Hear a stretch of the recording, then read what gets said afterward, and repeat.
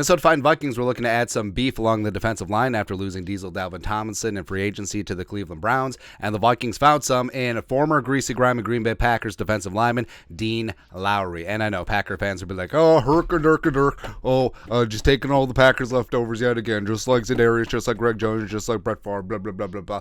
Also, screw you guys.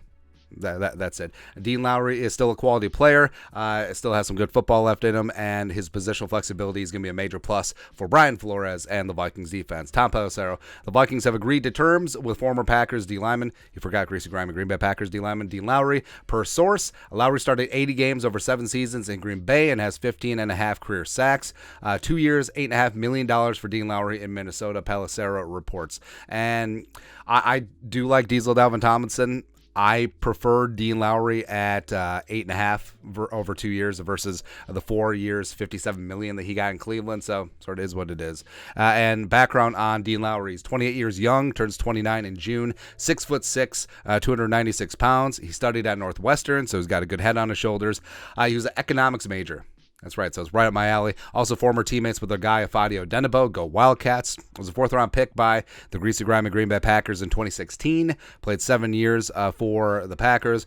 Career 253 tackles, 15.5 sacks. Now, he's never going to have like sexy-ass numbers. He's never going to have major PFF grades. What he is he's a meat and potatoes, rock solid, solid against the run, pass rush is a plus type, blue-collar, lunch pail guy. And that's exactly what he's going to do, and that's what his role is going to be. He's going to absorb bodies. He's going to keep offensive linemen off of edge rushers, off of linebackers. He's going to play that 4-tech, 5-tech spot for Brian Flores, and whatever you get out of him as a pass rusher, that's a plus. Although he did have 42 pressures and 5 sacks in 2021, which were both career highs.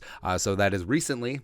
And of course, the Packers underwent a little bit of a system change last year, as well as the influx of new talent with all the Georgia defenders being brought in. So sort of is what it is. But also, I think that the connection that Lowry has with former Packers defensive coordinator Mike Pettin, who's now the Vikings assistant head coach, as well as the outside linebackers coach Mike Smith, I think certainly could have pushed him across the river to Minnesota, the good side of the river.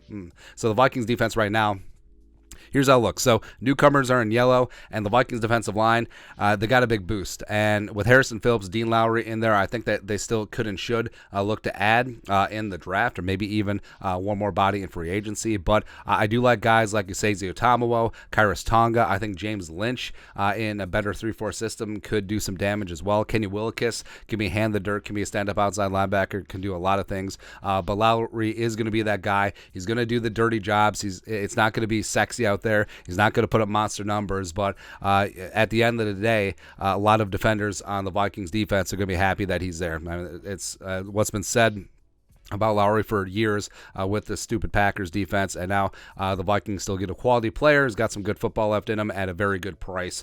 So let's go. Makes sense, man. But your thoughts are thoughts. Vikings signed former Greasy Grimy Green Bay Packers reformed Packers defensive lineman Dean Lowry to a 2-year deal, $8.5 million. Let us know your thoughts and our thoughts in the comment section below. Subscribe for daily Vikings takes. Want to support the work? Put a little something in the Venmo. But till next time, Skol, production value.